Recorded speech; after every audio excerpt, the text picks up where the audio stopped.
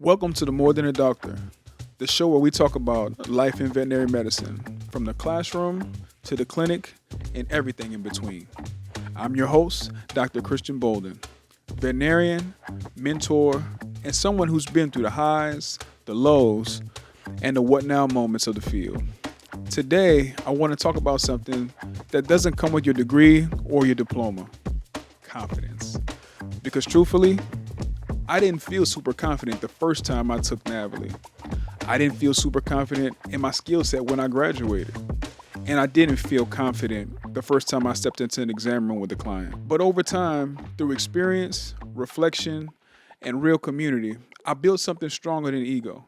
I built trust in myself. And in this episode, I want to share that journey with you. The truth about where confidence really comes from, what gets in the way, and how you can start building it for yourself starting today. Whether you're a vet student trying to find your voice, a new grad finding your footing, or someone feeling like you're not quite enough just yet, this episode is for you. So let's get into it.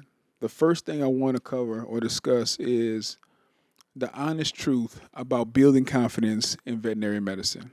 Because I'll be like, for me to be honest, I say it doesn't start with your credentials, the accolades, the awards, the grades, all these things that went into the process of building up to this point. It's really, simply put, it's about honesty.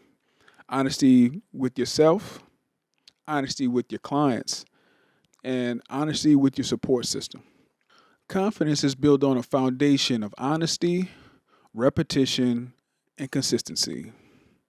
But the thing about it is, nobody really teaches us that in the process. So I want to do a special shout out to a current vet student named Lindsay. She's at Virginia, Maryland School of Veterinary Medicine for bringing up the topic of building confidence. So thank you, Lindsay. So to give you a little bit more background on my story, I went to Tuskegee University for both undergrad, and I stayed on to go to vet school as well. And I remember there was a point in time where I didn't think I was going to go to vet school. I had already researched master's programs and everything else because I didn't think I had the grades. But my advisor, she coached me up through the process, got my application in, and I got admitted with a condition of performing well in this summer program that they had at Tuskegee at the time. Went through that.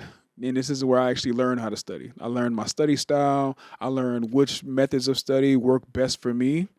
And lo and behold, by the grace of God, I made it through. And I mean that it didn't stop there because my journey through vet school was not a cakewalk. I mean I would say I definitely had my struggles for sure. You know, with certain classes that I didn't grasp the concept as easily or as fast as some of my classmates. I think through all of that, it all prepared me for every step. I think prepared me for the next step. It's even to a point where I actually made. I actually had 1D on my transcript, and I did not end up going academic probation, but that was kind of like one of my wake up calls. And this was second year. And from then on, I made it a point to like go above and beyond. You know what I mean? And I thank that professor for that because that taught me a lesson. It taught me a lesson of accountability. It taught me to be more accountable for my work ethic, for the time that I put in, and for the attention to detail. And I liken that to even as time passed and I've continued to progress through school into third year, fourth year, and beyond, trying to find my way, trying to find my voice, trying to find where I fit in, trying to find that confidence ultimately. Even, being on clinics, not wanting to be the first one to answer a question or to raise my hand or to take a case because I was afraid that I was going to make a mistake or say the wrong thing or make the wrong recommendation. So I mean, if that's you and you're out there and you're in the throes of trying to build that confidence or trying to make those transitions, I feel you. I've been there. I get it. I mean, it's tough sometimes. Sometimes it can be scary, but it's okay. You can do it. You have the foundation that you need in order to get to where you want to be. that confidence, it doesn't just magically appear. You know what I mean? You have to work on it. You have to build it. Because like I said, I didn't feel confident on graduation day or even the day I got my license. It just didn't come that quickly or that naturally. In that, I learned or what I figured out was to rely on what I knew, and then I could build my way up from there. All right, next, we're talking about what confidence is versus what confidence isn't. So, first, what confidence isn't? Confidence is not perfection. It's not being the loudest in the room. It's not having all the answers or be the first to answer. Confidence is about being vulnerable. Vulnerable enough to say that you don't know, but also having the resolve to find the best solution in a given situation. Now, how do we do that? We talk about a few points here. We've got in building confidence, first, you start with clarity. And when I say clarity, we want to be clear on what our why is and the purpose that we have and the purpose that we're serving here. To find out your why, you got to dig deep into what brought you to this point. What even puts you in position to pursue veterinary medicine as your career of choice? And I mean, I'll tell you about me and myself. Growing up, my parents, they saw that working and learning about animals was a passion from a very, very young age. And the intention they took with me to help cultivate that is what it turned into. Because I'll never forget a conversation I had with my mom and dad. I was in probably middle school, high school, somewhere in there, somewhere probably like 8th to 9th grade. And they said, Chris, when you're choosing your career, you're picking what you want to do something that you enjoy, do something that doesn't feel like work. And for me, working with animals, it never felt like work. It was always fun. It was always a new adventure to go on. It was always a new fact to learn about a specific animal or species. And that was the basis of it. And as I grew, learned more, and matured more, it was helping people by helping their animals. That was how I came to my why. The next thing in helping to build your confidence in vet med, um, we just talked about clarity. Next, we talk about competence. And the best way to build competence is getting the reps. So what does getting the reps look like for you? Depending on the stage that you're at, say, if you're looking to apply to vet school, what that would look like for you would be getting that experience, whether that's large animal, whether it's small animal, whether it's research, wildlife, zoo medicine. There are so many areas of vet med that you can go into. It's always good to get exposed to as many of them as possible so you can see what you like and you can see what you don't like. For me, for instance, my first actual job going into the veterinary field or just animal care in general was working at the zoo. There was this junior keeper internship program that I did in New Orleans at the Audubon Zoo. And I started this the summer after my 6th grade year. And, there was an application process. We had to write an essay and everything. So it was like a real deal interview type. And I made it through, got accepted into the program. And the things that they taught us there is where I first learned how to start handling animals, communicating, talking to the general public, doing visitor programs. We would, talk about the different species that we had, different conservation efforts, things of that nature. And it was there that my base began. And that transitioned as I got, out of high school into undergrad to the veterinary hospital, where I started as a kennel tech, where I would come in early, walk the dogs, do the runs, do bathe dogs, all those things, go through the cat ward, clean the condos, all those things. And then slowly I worked up into a vet assistant role where they taught me how to maintain all the equipment. They taught me, of course, proper cleaning protocols. Started to get introduced to pulling up vaccines, what the vaccines are used for, diagnostics like running fecals, blood work, things like that. Also, too, maintaining the old school X-ray unit when they still had the film that you would put on the wall with the light. I remember that. So Dr. McCain, shout out to you for that.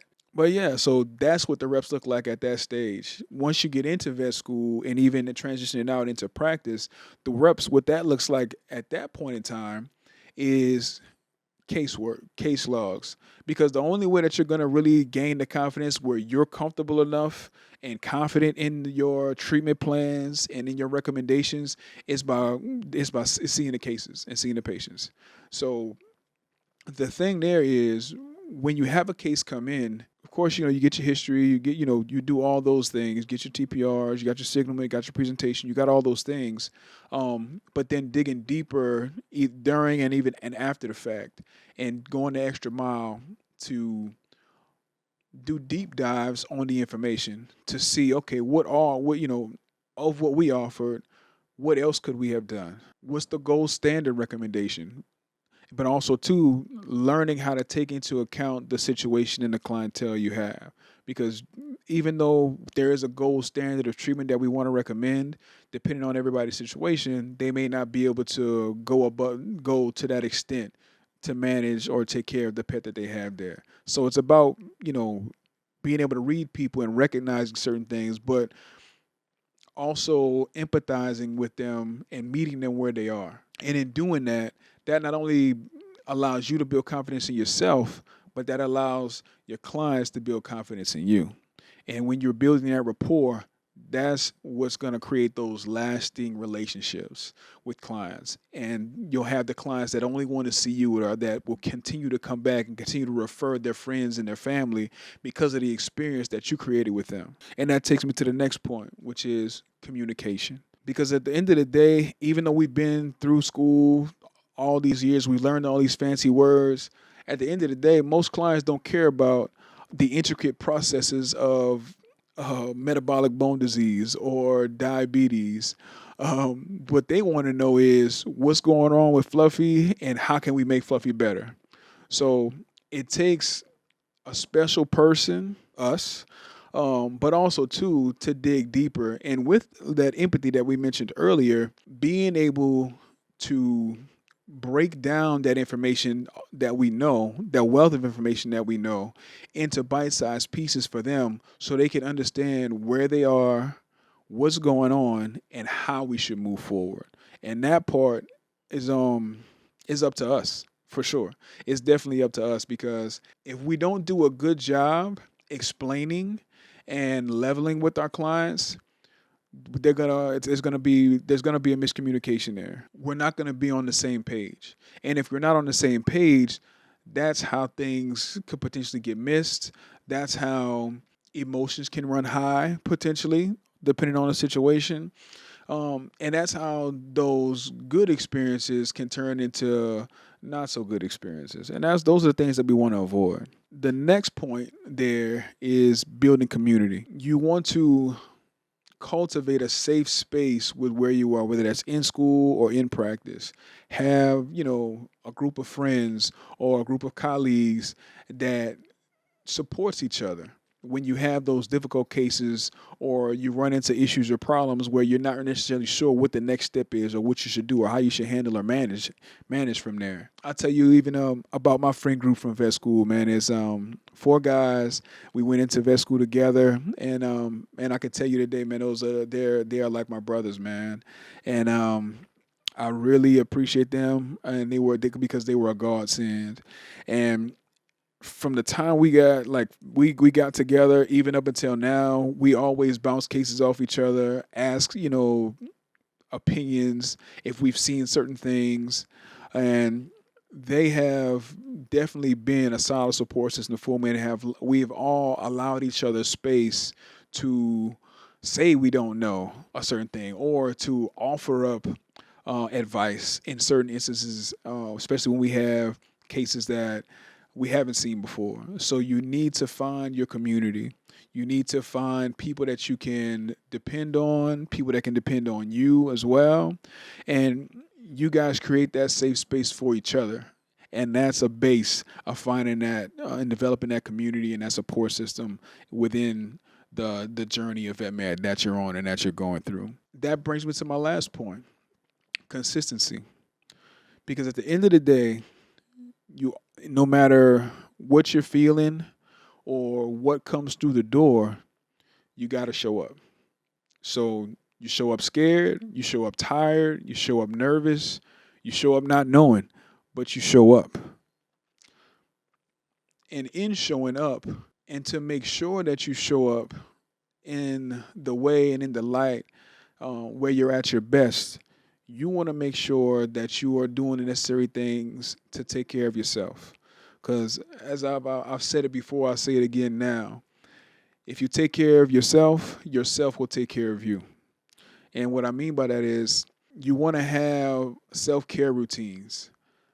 Days during the week when you're off where you don't do anything. You just simply decompress. You do something nice for yourself, whether it's treating yourself out to lunch, to a movie.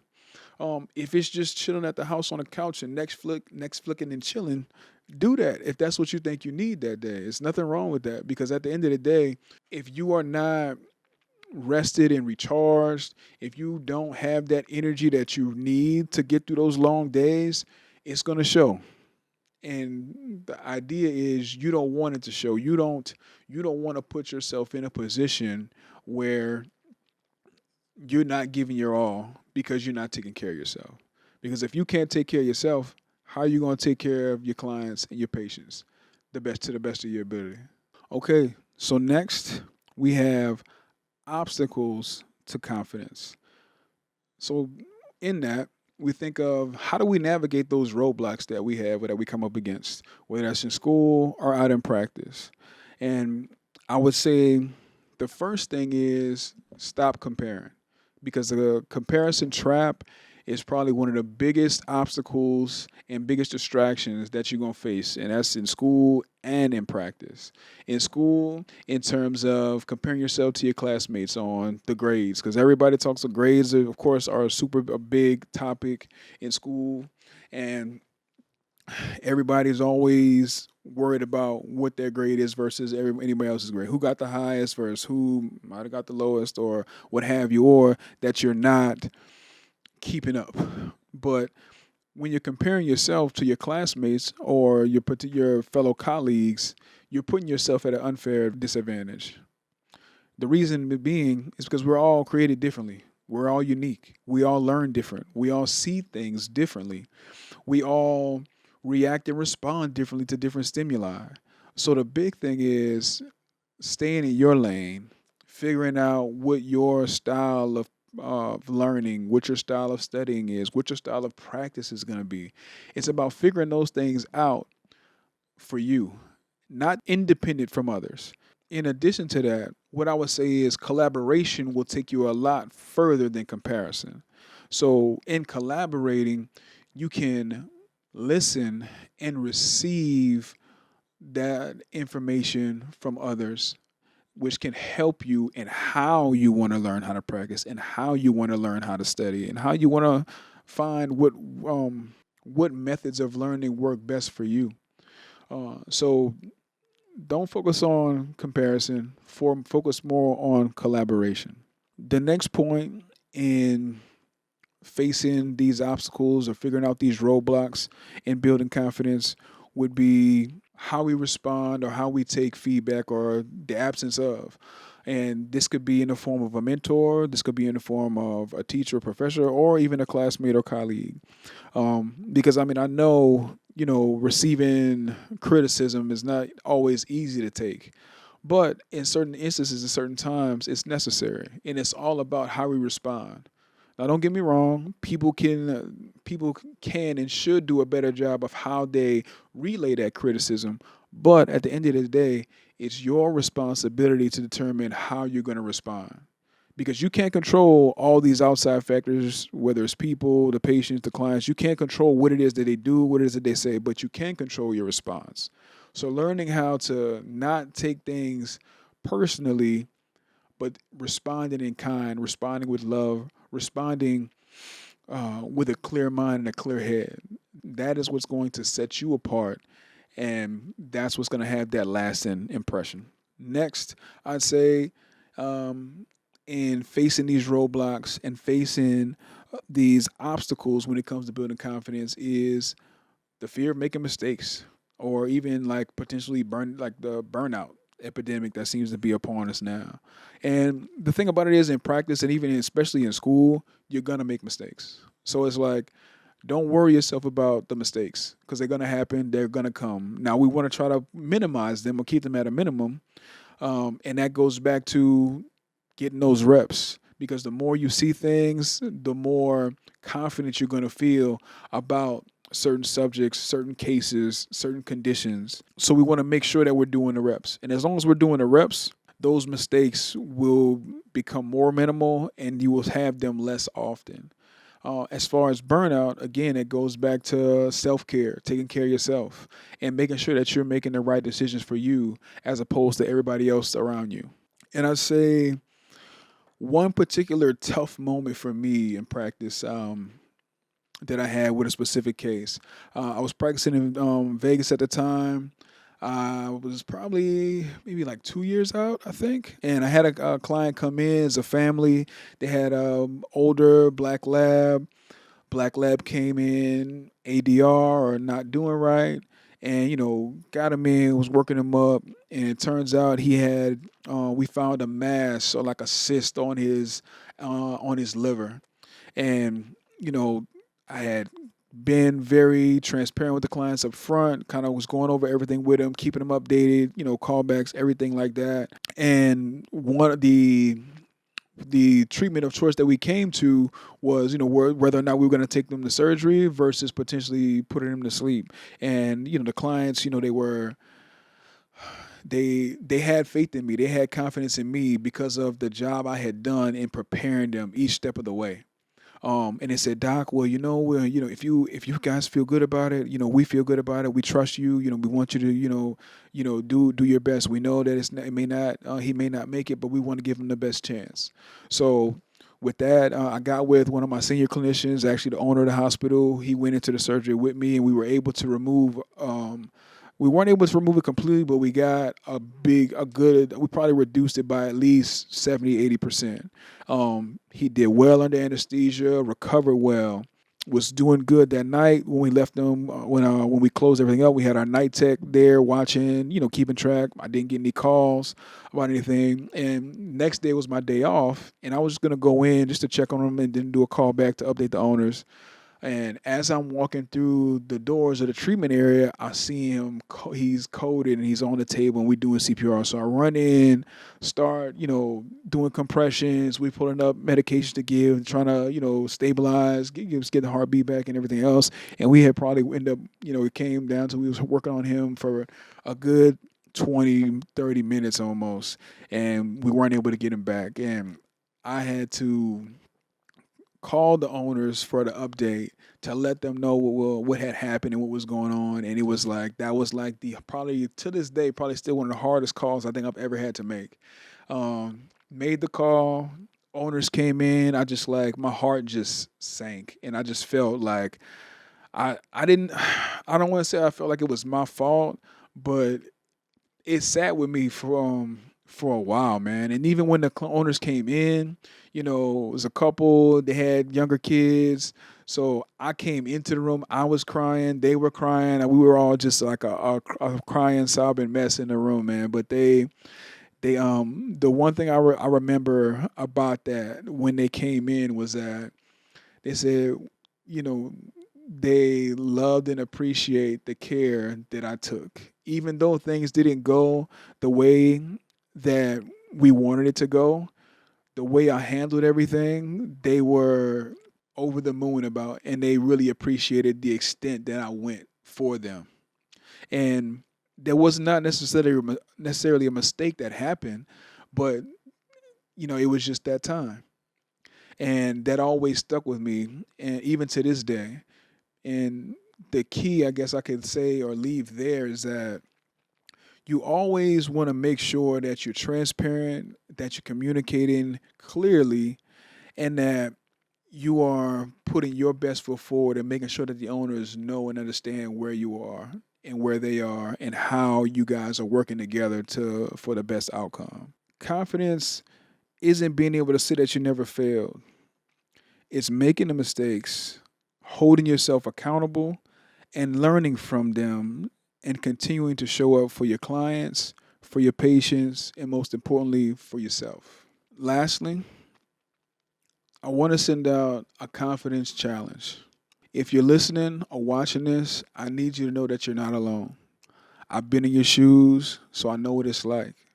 I've been in class having those feelings of being lost, so that I studied all night, but the test was on something completely different. I've been in those clinical rotations where you got a case that comes in and you are staring in utter disbelief and you're anxious because you don't know what to say or what to do next.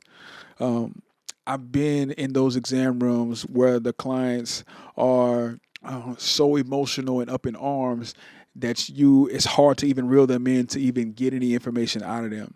Or from a different perspective where they don't have the budget to really work up the case in the way that you would want to work it. I've been there. But I'll say this again. Confidence doesn't just come. And confidence is also not silent. So if it's help or support that you need, sometimes you have to say so. Even especially in some of those clinical settings where you're not receiving the mentorship or the guidance that you would like. Because like they say, closed mouths don't get fed. So keep that with you and make sure that you speak up for yourself. Because at the end of the day, you already have the foundation of what it takes to get to where you want to be, to become the clinician that you want to be. You already have the foundation of those things. It's already there. We just have to build on it to get you that level of reassurance in yourself and belief in yourself. So I'm going to leave you with this. 3 things that I would like you guys to do to start building confidence today. First is, at the end of each day or each shift, write down one win, big or small, so that you can start to see that you are building upon that foundation. The next thing I want you guys to do is I'd like you to go through your day, see which cases stand out the most to you. Write them down and do deep dives. There's a plethora of different resources out there for you, which I can put in the link below. One of my favorite ones was Clinician's Brief. Another one is a textbook, actually, was the COTE or the Clinical Advisor. I'd say another one, DVM 360. And of course, we all know about VIN is another resource as well. But you can do literature searches on the specific conditions that you're seeing. And what I say is, depending on what it is that you're seeing, it may be easier for you to start with the things you're seeing most commonly, like itchy skin, ear infections, vomiting, and diarrhea. I mean, that could kind of go a lot of different ways. Lameness. Start with those things because those are the things that you're going to see all the time. And if you start with building your confidence there, you can then start to branch out and reach those other cases that you may not see quite as often, but that are going to help in the big picture, in the grand scheme of building that confidence and building that reassurance that you need in yourself. That way you can make those recommendations confidently and you don't have to second guess yourself. And lastly, DM me, send me an email. If it's a specific area about building confidence that you need some support in, or you want to ask a question in, send it to me. And I can answer it in a podcast episode or maybe in a future live Q&A session that we do. You guys are going to do a great job. You're going to be great doctors. Even if you don't know it yet, it's going to happen. You're there. You have all that you need, as I stated before. And I say, if this episode spoke to you, send it to a classmate, send it to a friend, send it to a fellow colleague that needs a reminder that confidence is not gifted, it's built. One day at a time, one case at a time. Thank you for watching, and I'll see you in the next one.